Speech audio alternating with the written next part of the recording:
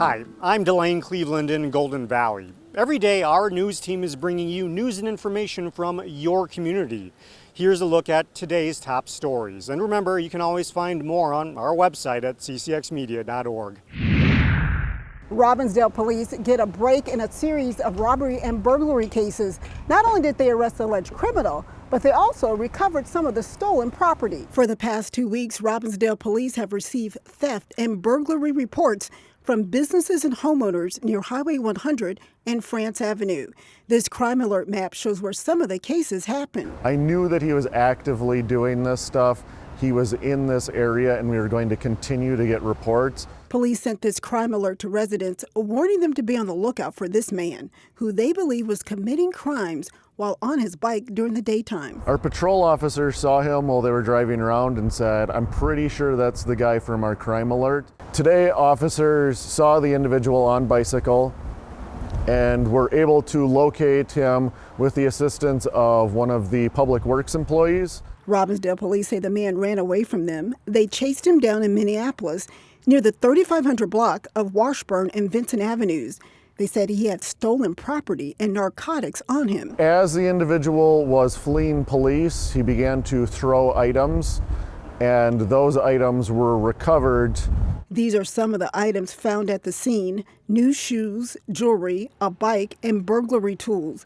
But police suspect the man took a lot more goods over the past few weeks. I would say several bikes, packages.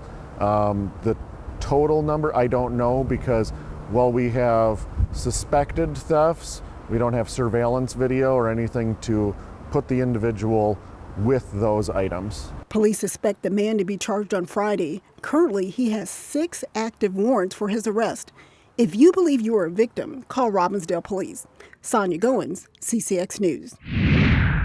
Minnesota nonprofits are urging lawmakers to take quick and bold action on pandemic relief. A Golden Valley-based nonprofit says without financial assistance, they can't help those who need it. The plea to Congress is to put politics aside and to get back to work at creating opportunities for people to be helped. Jewish Family and Children's Service assists 13,000 people every year. Jewish Family and Children's Services has about 30 programs and services that are provided to people of all backgrounds and ages. But Judy Helper, the nonprofit CEO, anticipates that number going up due to COVID-19 and the civil unrest. What I would foresee then is that there's going to be a lot of people who are needing mental health assistance, aren't getting it.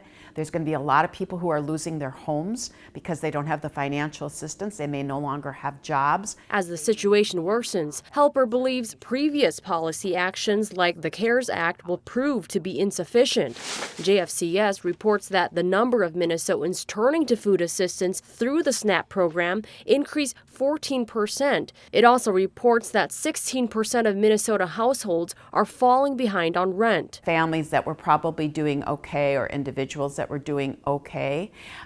This is definitely the length of time that this crisis goes on, the more that it captures people and families, individuals and families who may be managed okay. For a century, JFCS has helped thousands of Minnesotans in need. The question now is whether anyone will help the helpers. Without financial assistance from federal, state, and local governments, the ability to provide the help simply won't be there. Helper adds that even once the pandemic is under control, more resources will be needed as Minnesotans will still be suffering for a long time.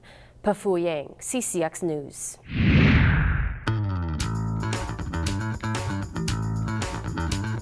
It's a beautiful September day.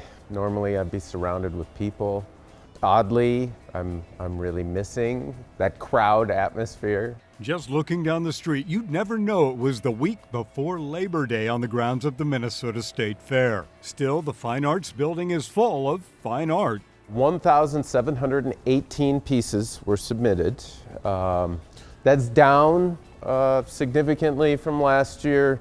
Last year we had over 2,700, so we're down about 1,000 works, which is unfortunate, but to be expected during these times. I had even expected maybe fewer submissions than we got. North Hennepin Community College gives out 3 awards of excellence in the show.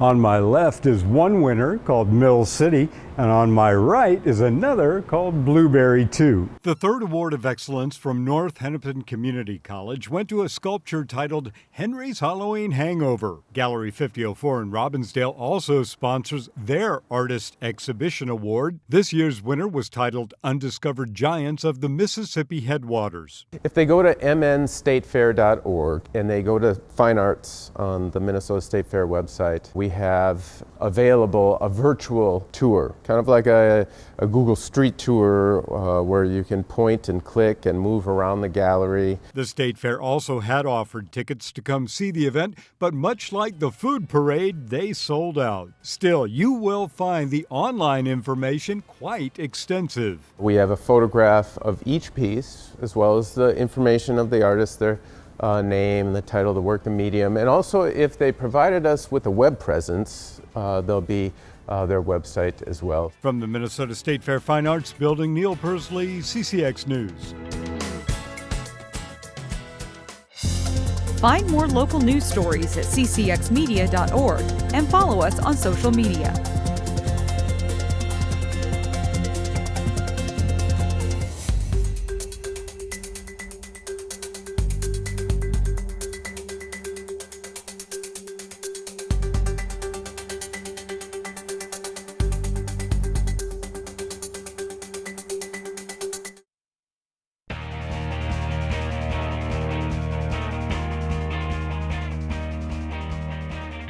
Two of the area's top girls tennis teams went head-to-head this week. Jason Melillo was there and has the highlights. Two pretty good tennis programs on the court at Breck School in Golden Valley as the Mustangs host Wayzata. One doubles, Petra Lyon and Britt Helges for Breck, Jaden Haukes and Hannah Haukes for Wayzata.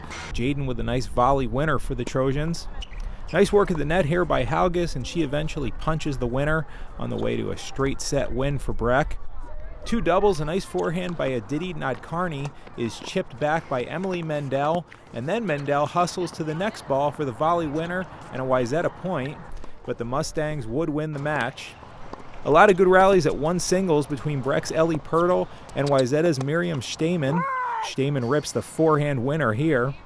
Pirtle plays a nice point here with the cross-court approach shot, setting up the volley winner, but Stamen answers back with a big serve, and then the forehand winner. She takes the match 1-love.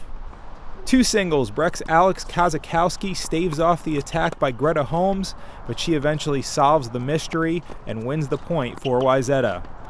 Holmes in no man's land here, but it works out as she drops the winner in the corner and would go on to win the match in 3 sets, but Breck wins the duel, and the Mustangs are now 2-0 on the season. The Champlin Park girls soccer team qualified for the state tournament last fall. The Rebels could be pretty good again. Coming off the first state tournament appearance in program history, the Champlin Park girls soccer players see that as a shot in the arm for the whole program. I think that getting to state really showed how much work we put into the season last year, and I think it also gives higher standards to the players that are also coming in, trying to get on varsity and trying to play their absolute best, knowing that we just came off a season like that. Yeah, I think when we come into this year, I think the mindset is a little bit different for the girls. Obviously, it was my goal coming into last year, and we set it as a goal, but actually accomplishing it last year, I think just coming into camp this year, I think there's just a different vibe. We know that it's never a given, and that'll be kind of our theme all year, that, we haven't earned anything yet this year. But I can definitely tell the mentality is a little bit different, and there's a little bit more confidence coming into the season this year.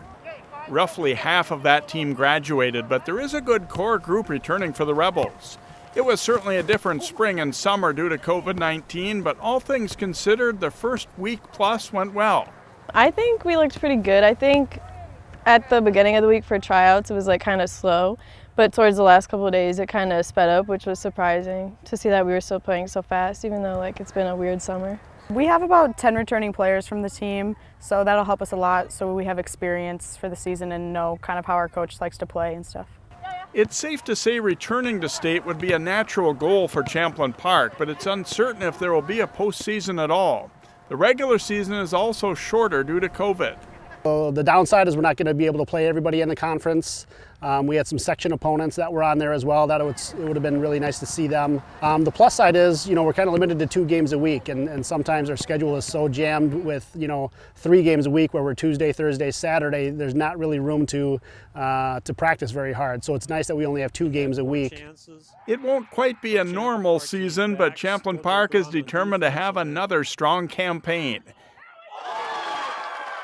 TOTINO-GRACE and Armstrong met up after each winning their openers in girls soccer. TOTINO-GRACE pays a visit to Armstrong in girls soccer, both teams 1-0 coming in.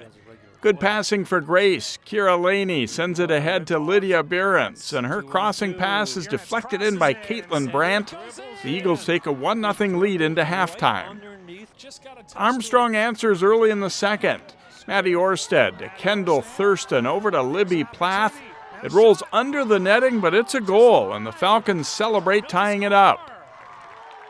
Brandt blocks the Armstrong clearing attempt and shoots. Kayla Terhar is there to put the rebound away to give the Eagles the lead back at 2-1. TOTINO-GRACE improves to 2-0 with a 3-1 win over Armstrong.